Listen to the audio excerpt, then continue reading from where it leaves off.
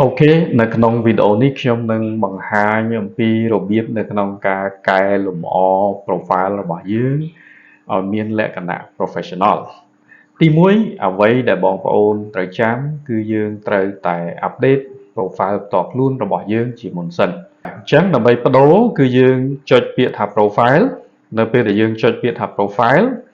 យើងឃើញផ្ទាំងបែបនេះអ្វីដែលត្រូវបដូរមុនគេគឺបដូររូបភាពដាក់ឲ្យ professional អញ្ចឹងចុចទៅលើសញ្ញារូបថតនេះបន្ទាប់មកធ្វើការជ្រើសរើសយករូបភាពដែលបងប្អូនចង់បដូរ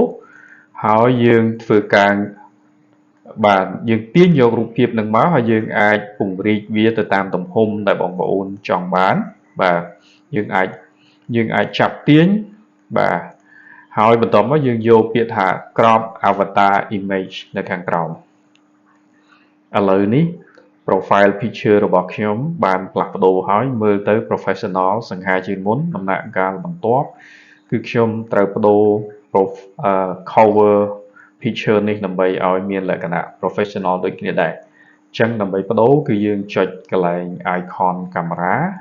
បន្ទាប់មកយើងធ្វើការជ្រើសរើសយករូបភាពដែលយើងចង់ប្ដូរហើយយើងធ្វើការទាញរូបតម្រឹមរូបភាពនឹងមក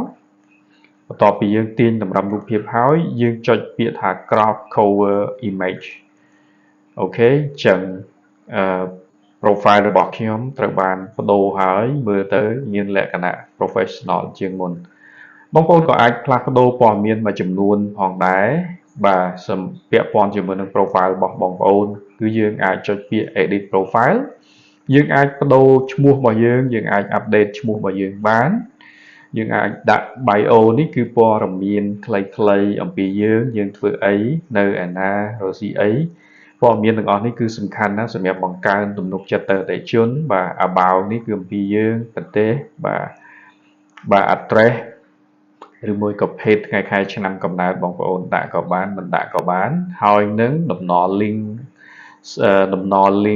social media platform របស់យើងអាចបញ្ចូលនៅនេះបានបងប្អូនក៏អាចផ្លាស់ប្ដូរ password លេខសម្ងាត់របស់បងប្អូនបានដែរដោយយើងចុចកន្លែង change password ហើយយើងបំពេញ password ចាស់នៅក្នុងប្រអប់នេះតមកយើងចុច password វាយបញ្ចូល password ថ្មីហើយនឹង confirm password ថ្មីម្ដងទៀតហើយចុចប៊ូតុង save ចុចប៊ូតុង save អញ្ចឹងមុខងារផ្សេងៗនេះគឺបងប្អូនអាចកំណត់មុខងារថាតើអ្នកណាអាច follow យើងបានបាទអ្នកណាអាច view profile របស់យើងបានបាទហើយបងប្អូនក៏អាចកំណត់នៅ interface មានន័យថាបងប្អូនចង់បាន live mode ភ្លឺឬមួយក៏ dark mode បាទហើយវីដេអូនេះយើងចង់ឲ្យ automatic display automatic play ដែរទេយើងអាចកំណត់នៅត្រង់ចំណុចនេះបានអញ្ចឹងprofile របស់យើងត្រូវបាន profile របស់យើងគឺត្រូវបានផ្លាស់ប្ដូររូបភាពហើយអញ្ចឹងដំណាក់កាលបន្ទាប់ខ្ញុំនឹង switch វាផ្លាស់ប្ដូរទៅកាន់ page របស់ខ្ញុំដើម្បីប្ដូររូបភាព page ម្ដងហើយយើងនឹងឃើញ profile page របស់យើងអញ្ចឹងនៅក្នុង profile page នេះគឺសំដៅទៅលើជា profile អាជីវកម្មរបស់យើងអញ្ចឹងនៅកន្លែង profile picture នេះយើងគួរតែដាក់រូបភាព logo របស់យើង logo ហាងឬមួយក៏ logo អាជីវកម្មរបស់យើងអញ្ចឹងដើម្បីដូរគឺចុចកន្លែង icon camera នេះបន្ទាប់មកបងប្អូនធ្វើការជ្រើសរើស logo ដែលបងប្អូនចង់ដាក់បន្ទាប់មកចុចពាក្យថា crop avatar image នៅពេលដែលយើង crop ហើយគឺ logo របស់យើងចេញមកទម្រង់បែបនេះអូខេមិនភ្លេចទេដំណាក់កាលបន្ទាប់គឺយើងមកផ្លាស់ប្ដូរ cover picture ម្ដងណា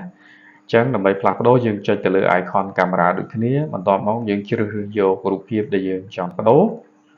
ហើយយើងចាប់ទាញវាមកបាទដំណាក់កាលបន្ទាប់យើងចុចពាក្យថា crop cover image អញ្ចឹងឥឡូវនេះគឺខ្ញុំបានផ្លាស់ប្ដូរបាទខ្ញុំបាន update logo picture ហើយខ្ញុំក៏បាន update business page cover របស់ខ្ញុំដែរអញ្ចឹងអ្វីដែលខ្ញុំត្រូវធ្វើបន្ទាប់គឺខ្ញុំត្រូវ update info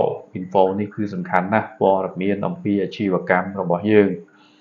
ហើយដើម្បី update បានគឺយើងត្រូវចុចនៅកន្លែង info ហើយបន្ទាប់មកគឺយើងមានព័ត៌មានមួយចំនួនឧទាហរណ៍ description នេះគឺបងប្អូនអាចចុចលើសញ្ញាខ្មៅដៃហើយយើងអាចធ្វើការកែតម្រូវបានបងប្អូនអាច add hashtag ប្រមាណដែរទៅតាមប្រភេទ property ដែលបងប្អូនចង់បដោតបន្ទាប់មកចុចពាក្យថា save ដើម្បី add location គឺយើងចុចលើពាក្យ add location ហ្នឹងតែម្ដងបាទយើងអាចធ្វើការ update ឈ្មោះប្រទេសរបស់យើងបាទឧទាហរណ៍ថាខ្ញុំនៅ Cambodia ហើយខ្ញុំនៅណានៅភ្នំពេញឧទាហរណ៍ណាហើយនៅក្រុងហ្នឹងក្រុងនៅណាបាទបច្ចុប្បន្នខ្ញុំនៅច្បារអំពើ zip code នេះយើងដាក់ក៏បានមិនដាក់ក៏បានអាសយដ្ឋាននេះគឺអាសយដ្ឋានផ្ទះរបស់យើងបាទខ្ញុំនៅផ្ទះលេខ